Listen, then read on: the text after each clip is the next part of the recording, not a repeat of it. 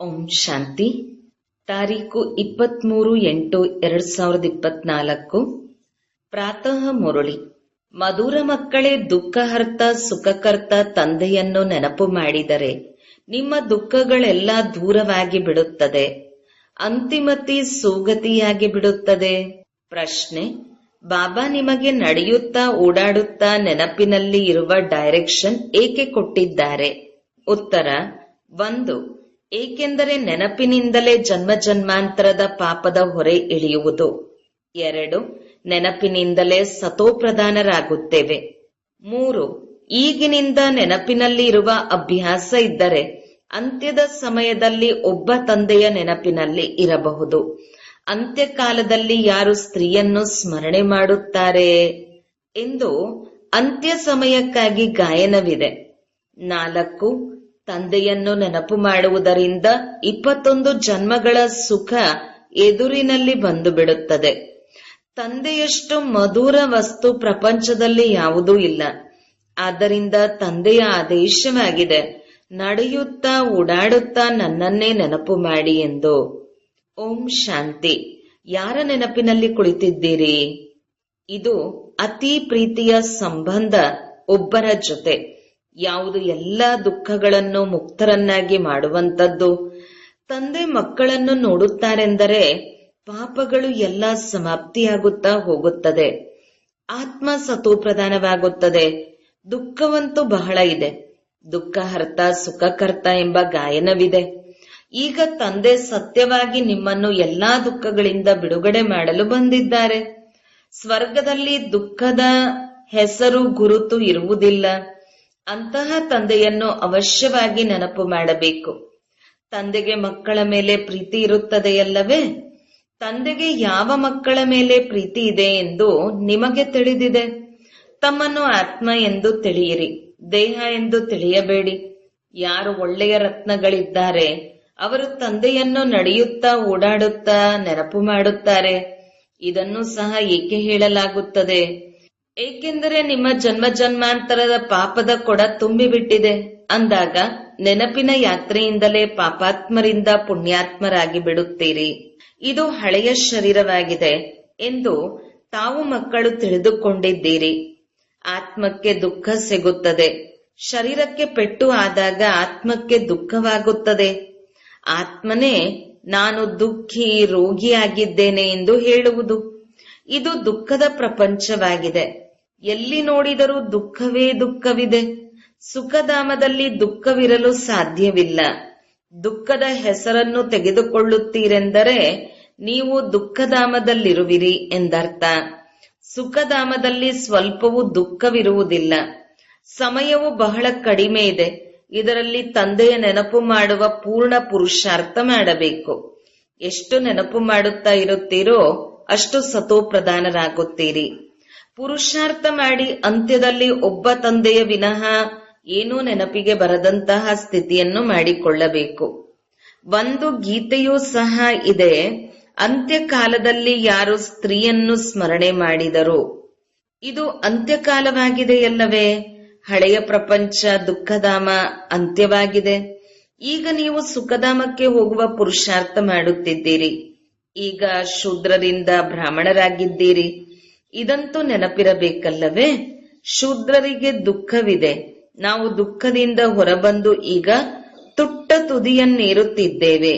ಅಂದ ಮೇಲೆ ಒಬ್ಬ ತಂದೆಯ ನೆನಪು ಮಾಡಬೇಕು.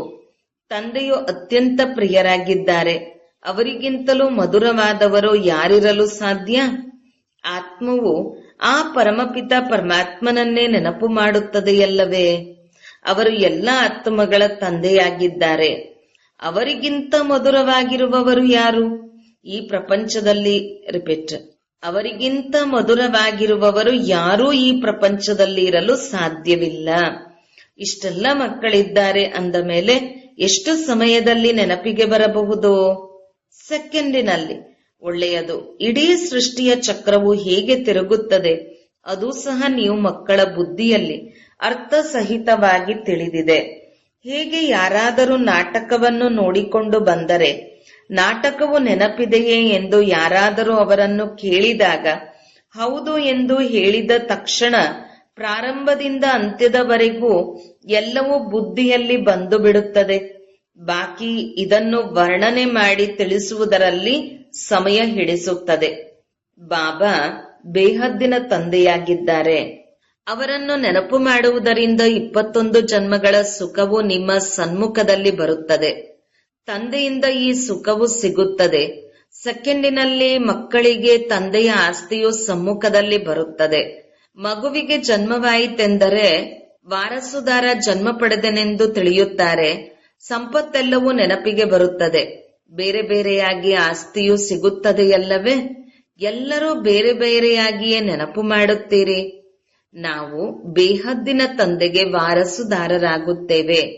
ಸತ್ಯಯುಗದಲ್ಲಂತೂ ಒಂದೇ ಗಂಡು ಮಗು ಇರುತ್ತದೆ. ಅದು ಪೂರ್ಣ ಆಸ್ತಿಗೆ ವಾರಸುದಾರ ಆಯಿತು.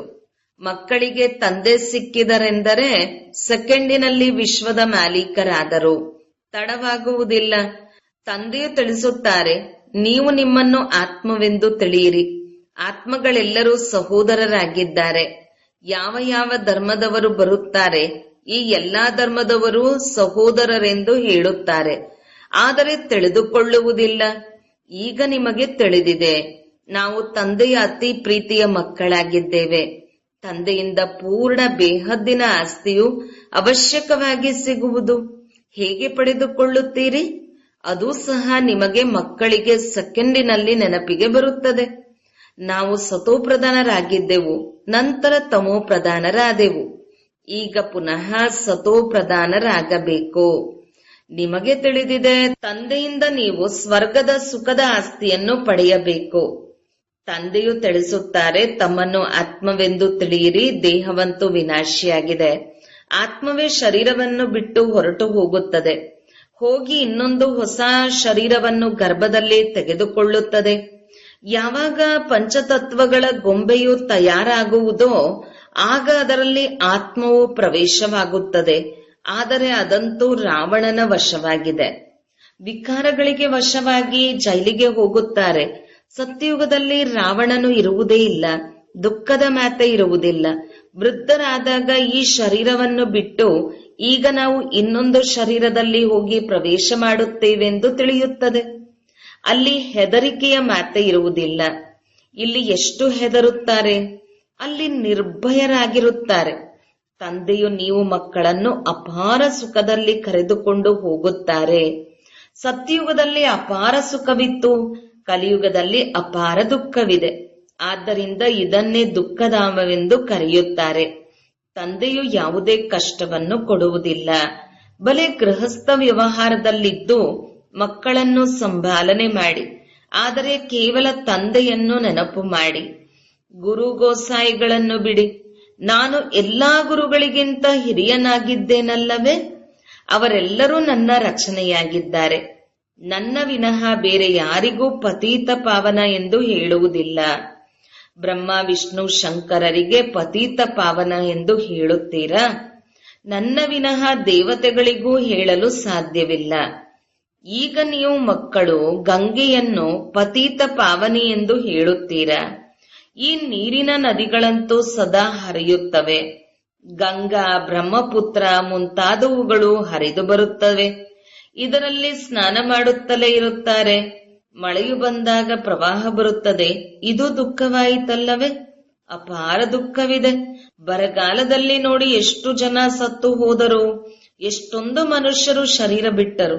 ಸತ್ಯಯುಗದಲ್ಲಿ ದುಃಖದ ಮಾತು ಇಲ್ಲ. ಪ್ರಾಣಿಗಳಿಗೂ ಸಹ ದುಃಖವಾಗುವುದಿಲ್ಲ. ಅವುಗಳಿಗೂ ಅಕಾಲ ಮೃತ್ಯು ಇರುವುದಿಲ್ಲ. ಈ ನಾಟಕವೇ ಹೀಗೆ ಮಾಡಲ್ಪಟ್ಟಿದೆ. ಬಾಬಾ ತಾವು ಬಂದರೆ ನಾವು ನಿಮಗೆ ಬಲಿಹಾರಿಯಾಗುತ್ತೇವೆಂದು ಭಕ್ತಿಯಲ್ಲಿ ಹಾಡುತ್ತಾರೆ. ತಂದೆಯು ಬಂದೇ ಬರುತ್ತಾರಲ್ಲವೇ? ದುಃಖಧಾಮದ ಅಂತ್ಯ ಮತ್ತು ಸುಖಧಾಮದ ಪ್ರಾರಂಭದ ಮಧ್ಯದ ಸಮಯದಲ್ಲಿ ಬರುತ್ತಾರೆ. ಆದರೆ ಇದು ಯಾರಿಗೂ ತಿಳಿದಿಲ್ಲ. ಸೃಷ್ಟಿಯ ಆಯುಷ್ಯು ಎಷ್ಟಿರುತ್ತದೆ ಎನ್ನುವುದು ತಿಳಿದಿಲ್ಲ. ತಂದೆಯು ಎಷ್ಟು ಸಹಜವಾಗಿ ತಿಳಿಸುತ್ತಾರೆ. ಸೃಷ್ಟಿಯ ಆಯುಷ್ಯ 5000 ವರ್ಷಗಳೆಂದು ಮೊದಲು ನಿಮಗೆ ಗೊತ್ತಿದೆ. ಮನುಷ್ಯರು ಲಕ್ಷಾಂತರ ವರ್ಷಗಳೆಂದು ಹೇಳುತ್ತಾರೆ. ಈಗ ತಂದೆಯು ತಿಳಿಸಿದ್ದಾರೆ, ಪ್ರತಿ ಯುಗದ ಕಾಲಾವಧಿ 1250 ವರ್ಷಗಳು. ಸ್ವಾಸ್ತಿಕದಲ್ಲಿ ಪೂರ್ಣ 4 ಭಾಗಗಳನ್ನು ತೋರಿಸುತ್ತಾರೆ. ಸ್ವಲ್ಪವೂ ಅಂತರವಿರುವುದಿಲ್ಲ. ವಿವೇಕ ಹೇಳುತ್ತದೆ, ಲೆಕ್ಕವು ನಿಖರವಾಗಿರಬೇಕು. ಜಗನ್ನಾಥಪುರಿಯಲ್ಲಿ ಅನ್ನದ ಭೋಗವನ್ನಿಡುತ್ತಾರೆ. ಆಗ ಅದರಲ್ಲಿ ತಾನಾಗಿಯೇ 4 ಭಾಗಗಳಾಗುತ್ತವೆ. ಎಂತಹ ಯುಕ್ತಿಯನ್ನು ಮಾಡುತ್ತಾರೆ! ಅಲ್ಲಿ ಅನ್ನ ಬಹಳ ಉಣ್ಣುತ್ತಾರೆ. ಜಗನ್ನಾಥನೆಂದಾದರೂ ಹೇಳಿ, ಶ್ರೀನಾಥನೆಂದಾದರೂ ಹೇಳಿ, ಒಂದೇ ಮಾತು. ಇಬ್ಬರನ್ನು ಕಪ್ಪಾಗಿ ತೋರಿಸಿದ್ದಾರೆ. ಶ್ರೀನಾಥನ ಮಂದಿರದಲ್ಲಿ ತುಪ್ಪದ ಭಂಡಾರವಿರುತ್ತದೆ. ತುಪ್ಪದಿಂದ ಮಾಡಿದ ಒಳ್ಳೊಳ್ಳೆಯ ಪದಾರ್ಥಗಳು ಸಿಗುತ್ತದೆ. ಹೊರಗೆ ಅಂಗಡಿಗಳನ್ನಿಟ್ಟು ಮಾರುತ್ತಾರೆ. ಎಲ್ಲಾ ಯಾತ್ರಿಕರು ಆ ಪದಾರ್ಥಗಳನ್ನು ತೆಗೆದುಕೊಂಡು ತಿನ್ನುತ್ತಾರೆ. ಜಗನ್ನಾಥಪುರಿಯಲ್ಲಿ ಅನ್ನವೇ ಅನ್ನವಿರುತ್ತದೆ. ಇವರು ಜಗನ್ನಾಥ, ಅವರು ಶ್ರೀನಾಥ, ಸುಖಧಾಮ ಮತ್ತು ದುಃಖಧಾಮದವರು. ಈ ಸಮಯದಲ್ಲಿಯೇ ಕಾಮಚಿತೆಯನ್ನೇರಿ ಕಪ್ಪಾಗಿದ್ದಾರೆ. ಜಗನ್ನಾಥನಿಗೆ ಕೇವಲ ಅನ್ನದ ಭೋಗವನ್ನಿಡುತ್ತಾರೆ. ಜಗನ್ನಾಥನನ್ನು ಬಡವನನ್ನಾಗಿ ಮತ್ತು ಶ್ರೀನಾಥನನ್ನು ಸಾಹುಕಾರರನ್ನಾಗಿ ತೋರಿಸುತ್ತಾರೆ. ಅಂದರೆ ಸತ್ಯಯುಗದ ಚಿಹ್ನೆ ಶ್ರೀನಾಥ ಶ್ರೀಕೃಷ್ಣ, ಕಲಿಯುಗದ ಚಿಹ್ನೆ ಜಗನ್ನಾಥ ಬ್ರಹ್ಮ ತೋರಿಸಿದ್ದಾರೆ. ಭಕ್ತಿಗೆ ಅಜ್ಞಾನವೆಂದು ಹೇಳಲಾಗುತ್ತದೆ. ಅದರಿಂದ ಏನೂ ಸಿಗುವುದಿಲ್ಲ. ಅಲ್ಲಿ ಕೇವಲ ಗುರುಗಳಿಗೆ ಸಂಪಾದನೆಯಾಗುತ್ತದೆ. ಬುದ್ಧಿವಂತರಾಗಿದ್ದರೆ ಅವರಿಂದ ಯಾರಾದರೂ ಕಲಿತರೆ, ಇವರು ನಮ್ಮ ಗುರುವಾಗಿದ್ದರು, ಅವರೇ ನಮಗೆ ಇದನ್ನು ಕಲಿಸಿದ್ದಾರೆಂದು ಹೇಳುತ್ತಾರೆ. ಅವರೆಲ್ಲರೂ ಜನ್ಮವನ್ನು ಪಡೆದುಕೊಳ್ಳುವಂತಹ ದೇಹಧಾರಿಯಾಗಿದ್ದಾರೆ. ಈಗ ನಿಮ್ಮ ಜೊತೆ ಯಾರಿದ್ದಾರೆ? ವಿಚಿತ್ರ ತಂದೆ. ತಂದೆಯು ತಿಳಿಸುತ್ತಾರೆ, ಇದು ನನ್ನ ಶರೀರವಲ್ಲ, ನಿಮ್ಮ ಈ ದಾದರವರ ಶರೀರವಾಗಿದೆ. ಇವರೇ ಪೂರ್ಣ 84 ಜನ್ಮಗಳನ್ನು ಪಡೆದುಕೊಂಡಿದ್ದಾರೆ. ಇವರು ಬಹಳ ಜನ್ಮಗಳ ಅಂತಿಮ ಜನ್ಮದಲ್ಲಿ ನಿಮ್ಮನ್ನು ಸುಖಧಾಮಕ್ಕೆ ಕರೆದುಕೊಂಡು ಹೋಗಲು ನಾನು ಇವರಲ್ಲಿ ಪ್ರವೇಶ ಮಾಡುತ್ತೇನೆ. ಇವರಿಗೆ ಗೋಮುಖವೆಂದು ಹೇಳುತ್ತಾರೆ. ಗೋಮುಖ ನೋಡಲು ಎಷ್ಟು ದೂರದಿಂದ ಬರುತ್ತಾರೆ. ಇಲ್ಲಿಯೂ ಗೋಮುಖವಿದೆ. ಪರ್ವತದಿಂದ ನೀರು ಅವಶ್ಯಕವಾಗಿ ಬರುತ್ತದೆ. ಬಾವಿಯಲ್ಲಿಯೂ ಸಹ ಪ್ರತಿದಿನ ಪರ್ವತದಿಂದ ನೀರು ಹರಿದು ಬರುತ್ತದೆ. ಅದು ಎಂದೂ ನಿಂತು ಹೋಗುವುದಿಲ್ಲ. ನೀರು ಬರುತ್ತಲೇ ಇರುತ್ತದೆ. ಎಲ್ಲಿಂದಾದರೂ ಕಾಲುವೆ ಬಂದರೆ ಅದಕ್ಕೆ ಗಂಗಾಜಲವೆಂದು ಹೇಳಿಬಿಡುತ್ತಾರೆ. ಅಲ್ಲಿ ಹೋಗಿ ಸ್ನಾನ ಮಾಡುತ್ತಾರೆ, ಗಂಗಾಜಲವೆಂದು ತಿಳಿಯುತ್ತಾರೆ. ಆದರೆ ಈ ನೀರಿನಿಂದಾದರೂ ಪಾವನರಾಗುತ್ತಾರೆಯೇ? ತಂದೆಯು ತಿಳಿಸುತ್ತಾರೆ, ನಾನು ಪತಿತ ಪಾವನಾಗಿದ್ದೇನೆ. ಹೇ ಆತ್ಮಗಳೇ, ನನ್ನೊಬ್ಬನನ್ನು ನೆನಪು ಮಾಡಿರಿ. ದೇಹ ಸಹಿತ ದೇಹದ ಎಲ್ಲಾ ಸಂಬಂಧಗಳನ್ನು ಬಿಟ್ಟು ತಮ್ಮನ್ನು ಆತ್ಮವೆಂದು ತಿಳಿದು ನನ್ನನ್ನು ನೆನಪು ಮಾಡಿ. ಆಗ ನಿಮ್ಮ ಜನ್ಮ ಜನ್ಮಾಂತರದ ಪಾಪಗಳು ಭಸ್ಮವಾಗುತ್ತದೆ. ತಂದೆಯು ನಿಮ್ಮನ್ನು ಜನ್ಮ ಜನ್ಮಾಂತರ ಪಾಪಗಳಿಂದ ಬಿಡಿಸುತ್ತಾರೆ. ಈ ಸಮಯದಲ್ಲಿ ಅಂತೂ ಪ್ರಪಂಚದಲ್ಲಿ ಎಲ್ಲರೂ ಪಾಪ ಮಾಡುತ್ತಿರುತ್ತಾರೆ. ಕರ್ಮಭೋಗ ಇದೆಯಲ್ಲವೇ? ಹಿಂದಿನ ಜನ್ಮಗಳಲ್ಲಿ ಪಾಪ ಮಾಡಿದ್ದಾರೆ. 63 ಜನ್ಮಗಳ ಲೆಕ್ಕಾಚಾರವಿದೆಯಲ್ಲವೇ? ಸ್ವಲ್ಪ ಸ್ವಲ್ಪವಾಗಿ ಕಲೆಗಳು ಕಡಿಮೆಯಾಗುತ್ತದೆ. ಚಂದ್ರನ ಕಲೆಗಳು ಕಡಿಮೆ ಆಗುವಂತೆ ಇದು ಬೇಹದ್ದಿನ ಹಗಲು ರಾತ್ರಿಯಾಗಿದೆ. ಈಗ ಇಡೀ ಪ್ರಪಂಚದಲ್ಲಿ ರಾಹುವಿನ ದಶೆ ಇದೆ. ರಾಹುವಿನ ಗ್ರಹಣವು ಹಿಡಿದಿದೆ. ಈಗ ನೀವು ಮಕ್ಕಳು ಶ್ಯಾಮನಿಂದ ಸುಂದರ ಆಗುತ್ತಿರುವಿರಿ. ಆದ್ದರಿಂದ ಕೃಷ್ಣನಿಗೆ ಶ್ಯಾಮ ಸುಂದರ ಎಂದು ಹೇಳುತ್ತಾರೆ. ಕಪ್ಪಾಗಿಯೇ ಮಾಡುತ್ತಾರೆ. ಕಾಮಚಿತೆಯನ್ನೇರಿರುವುದರಿಂದ ಈ ಗುರುತನ್ನು ತೋರಿಸಿಬಿಟ್ಟಿದ್ದಾರೆ. ಆದರೆ ಮನುಷ್ಯರ ಬುದ್ಧಿ ಓಡುವುದೇ ಇಲ್ಲ. ಒಬ್ಬರನ್ನು ಕಪ್ಪು, ಇನ್ನೊಬ್ಬರನ್ನು ಬಿಳಿಯಾಗಿ ತೋರಿಸಿದ್ದಾರೆ. ಈಗ ನೀವು ಸುಂದರರಾಗುವ ಪುರುಷಾರ್ಥ ಮಾಡುತ್ತಿರುವಿರಿ. ಸತೋಪ್ರಧಾನರಾಗುವ ಪುರುಷಾರ್ಥ ಮಾಡಿದಾಗಲೇ ಆಗುತ್ತೀರಿ. ಇದರಲ್ಲಿ ಕಷ್ಟದ ಮಾತು ಇಲ್ಲ. ಈ ಜ್ಞಾನವನ್ನು ನೀವೀಗ ಕೇಳುತ್ತೀರಿ, ನಂತರ ಪ್ರಾಯಲೋಪವಾಗುತ್ತದೆ. ಬಲೆ ಗೀತೆಯನ್ನು ಓದಿ ತೋರಿಸುತ್ತಾರೆ, ಆದರೆ ಈ ಜ್ಞಾನವನ್ನು ತಿಳಿಸಲು ಸಾಧ್ಯವಿಲ್ಲ. ಅದು ಭಕ್ತಿ ಮಾರ್ಗದ ಪುಸ್ತಕವಾಯಿತು. ಭಕ್ತಿ ಮಾರ್ಗದಲ್ಲಿ ಬಹಳ ಸಾಮಗ್ರಿಗಳಿವೆ, ಬಹಳ ಶಾಸ್ತ್ರಗಳಿವೆ. ಒಬ್ಬೊಬ್ಬರು ಒಂದೊಂದನ್ನು ಓದುತ್ತಾರೆ. ರಾಮನ ಮಂದಿರಕ್ಕೆ ಹೋಗುತ್ತಾರೆ, ರಾಮನನ್ನು ಕಪ್ಪಾಗಿ ತೋರಿಸಿದ್ದಾರೆ ಅಂದಾಗ ವಿಚಾರ ಮಾಡಬೇಕು, ಏಕೆ ಕಪ್ಪಾಗಿ ತೋರಿಸಿದ್ದಾರೆ? ಕಲ್ಕತ್ತಾದ ಕಾಳಿಯ ಮಂದಿರವೂ ಇದೆ. ಅಮ್ಮ ಅಮ್ಮ ಎಂದು ಅವರು ಬಹಳ ಅಳುತ್ತಾರೆ. ಎಲ್ಲರಿಗಿಂತ ಕಪ್ಪು ಯಾರೆಂದರೆ ಯಾರನ್ನೂ ಎಲ್ಲರಿಗಿಂತ ಭಯಂಕರ ತೋರಿಸುತ್ತಾರೆಯೋ ಅವರನ್ನು ಮತ್ತೆ ತಾಯಿ ಎಂದು ಹೇಳುತ್ತಾರೆ. ನಿಮ್ಮದು ಜ್ಞಾನದ ಬಾಣ, ಜ್ಞಾನದ ಕತ್ತಿಯಾಗಿದೆ. ಅದನ್ನು ಅವರು ಆಯುಧಗಳನ್ನಾಗಿ ತೋರಿಸಿದ್ದಾರೆ. ವಾಸ್ತವವಾಗಿ ಕಾಳಿಗೆ ಮೊದಲು ಮನುಷ್ಯರ ಬಲಿ ಕೊಡುತ್ತಿದ್ದರು. ಈಗ ಸರ್ಕಾರವು ನಿಷೇಧಿಸಿದೆ. ಮೊದಲು ಸಿಂಧ್ನಲ್ಲಿ ದೇವಿಯ ಮಂದಿರವಿರಲಿಲ್ಲ. ಯಾವಾಗ ಬಾಂಬ್ ಸ್ಫೋಟವಾಯಿತು ಆಗ ಒಬ್ಬ ಬ್ರಾಹ್ಮಣ ಹೇಳಿದ, ಕಾಳಿಯು ನನ್ನ ಮಂದಿರವಿಲ್ಲ, ಆದ್ದರಿಂದ ಬೇಗ ಕಟ್ಟಿಸಿ ಎಂದು ನಮಗೆ ದೇವಿಯು ಈ ರೀತಿ ಸೂಚನೆ ಕೊಟ್ಟಿದ್ದಾರೆ. ಇಲ್ಲದಿದ್ದರೆ ಇನ್ನೂ ಬಾಂಬುಗಳು ಸ್ಫೋಟವಾಗುತ್ತದೆ ಎಂದಾಗ ಬೇಗ ಬೇಗ ಹಣವು ಸೇರಿತು, ಮಂದಿರವಾಗಿ ಬಿಟ್ಟಿತು. ಈಗ ನೋಡಿ ಎಷ್ಟೊಂದು ಮಂದಿರಗಳಿವೆ, ಎಷ್ಟೊಂದು ಸ್ಥಾನಗಳಲ್ಲಿ ಅಲಿಯುತ್ತಾರೆ. ತಂದೆಯು ನಿಮ್ಮನ್ನು ಈ ಎಲ್ಲಾ ಮಾತುಗಳಿಂದ ಬಿಡಿಸಲು ತಿಳಿಸುತ್ತಾರೆ. ಯಾರ ನಿಂದನೆಯನ್ನೂ ಮಾಡುತ್ತಿಲ್ಲ. ತಂದೆ ನಾಟಕದ ರಹಸ್ಯವನ್ನು ತಿಳಿಸುತ್ತಿದ್ದಾರೆ. ಈ ಸೃಷ್ಟಿ ಚಕ್ರವು ಹೇಗೆ ಮಾಡಲ್ಪಟ್ಟಿದೆ, ನೀವು ಏನೆಲ್ಲ ನೋಡಿರುವಿರಿ ಅದು ಪುನಃ ನಡೆಯುವುದು. ಯಾವ ವಸ್ತುವಿಲ್ಲವೋ ಅದು ತಯಾರಾಗುತ್ತದೆ. ನಿಮಗೆ ತಿಳಿದಿದೆ, ನಮ್ಮ ರಾಜ್ಯವಿತ್ತು, ಅದನ್ನು ನಾವು ಕಳೆದುಕೊಂಡೆವು. ಈಗ ತಂದೆ ಪುನಃ ತಿಳಿಸುತ್ತಾರೆ, ಮಕ್ಕಳೇ, ನರನಿಂದ ನಾರಾಯಣನಾಗಬೇಕಾದರೆ ಪುರುಷಾರ್ಥ ಮಾಡಿರಿ. ಭಕ್ತಿ ಮಾರ್ಗದಲ್ಲಿ ನೀವು ಬಹಳ ಕಥೆಯನ್ನು ಕೇಳಿದ್ದೀರಿ, ಅಮರ ಕಥೆಯನ್ನು ಕೇಳಿದ್ದೀರಿ. ಆದರೂ ಯಾರಾದರೂ ಅಮರರಾದರೆ, ಯಾರಿಗಾದರೂ ಜ್ಞಾನದ 3ನೇ ನೇತ್ರ ಸಿಕ್ಕಿದೆ. ಇದನ್ನು ತಂದೆಯು ತಿಳಿಸುತ್ತಾರೆ. ಈ ಕಣ್ಣುಗಳಿಂದ ಕೆಟ್ಟದ್ದನ್ನು ನೋಡಬೇಡಿ, ಪವಿತ್ರ ದೃಷ್ಟಿಯಿಂದ ನೋಡಿ, ವಿಕಾರಿ ದೃಷ್ಟಿಯಿಂದಲ್ಲ. ಈ ಹಳೆಯ ಪ್ರಪಂಚವನ್ನು ನೋಡಬೇಡಿ, ಇದಂತೂ ಸಮಾಪ್ತಿಯಾಗುತ್ತದೆ. ತಂದೆಯು ತಿಳಿಸುತ್ತಾರೆ, ಮಧುರಾತಿ ಮಧುರ ಮಕ್ಕಳೇ, ನಾನು ನಿಮಗೆ 21 ಜನ್ಮಗಳಿಗಾಗಿ ರಾಜ್ಯವನ್ನು ಕೊಟ್ಟು ಹೋಗುತ್ತೇನೆ. ಅಲ್ಲಿ ಬೇರೆ ಯಾರ ರಾಜ್ಯವೂ ಇರುವುದಿಲ್ಲ, ದುಃಖದ ಹೆಸರು ಇರುವುದಿಲ್ಲ. ನೀವು ಬಹಳ ಸುಖ ಮತ್ತು ಧನವಂತರಾಗುತ್ತೀರಿ. ಅಲ್ಲಿ ಮನುಷ್ಯರು ಎಷ್ಟು ಹಸಿವಿನಿಂದ ಬಳಲುತ್ತಾರೆ. ಸತ್ಯಯುಗದಲ್ಲಿ ನೀವು ಇಡೀ ವಿಶ್ವದ ಮೇಲೆ ರಾಜ್ಯ ಮಾಡುತ್ತೀರಿ. ಎಷ್ಟು ಚಿಕ್ಕ ಭೂಮಿ ಇರಬೇಕು. ಚಿಕ್ಕ ತೋಟವು ವೃದ್ಧಿಯನ್ನು ಹೊಂದುತ್ತಾ ಹೊಂದುತ್ತಾ ಕಲಿಯುಗದ ಅಂತ್ಯದವರೆಗೂ ಎಷ್ಟು ದೊಡ್ಡದಾಗುತ್ತದೆ. ಪುನಃ ಪಂಚವಿಕಾರಗಳು ಪ್ರವೇಶವಾಗುವ ಕಾರಣ ಅದು ಮುಳ್ಳಿನ ಕಾಡಾಗುತ್ತದೆ. ತಂದೆಯೇ ತಿಳಿಸುತ್ತಾರೆ, ಕಾಮ ಮಹಾಶತ್ರುವಾಗಿದೆ. ಇದರಿಂದ ನೀವು ಆದಿ ಮಧ್ಯ ಅಂತ್ಯ ದುಃಖವನ್ನು ಪಡೆಯುತ್ತೀರಿ. ಜ್ಞಾನ ಮತ್ತು ಭಕ್ತಿಯನ್ನು ಸಹ ನೀವು ತಿಳಿದುಕೊಂಡಿದ್ದೀರಿ. ವಿನಾಶವು ಸನ್ಮುಖದಲ್ಲಿ ನಿಂತಿದೆ. ಆದ್ದರಿಂದ ಬೇಗ ಬೇಗ ಪುರುಷಾರ್ಥ ಮಾಡಬೇಕು. ಇಲ್ಲವಾದರೆ ಪಾಪಗಳು ಭಸ್ಮವಾಗುವುದಿಲ್ಲ. ಪತೀತ ಪಾವನ ಒಬ್ಬ ತಂದೆ ಮಾತ್ರ ಆಗಿದ್ದಾರೆ. ಕಲ್ಪದ ಮೊದಲು ಪುರುಷಾರ್ಥ ಮಾಡಿದವರು ಮಾಡಿಯೇ ತೀರಿಸುತ್ತಾರೆ.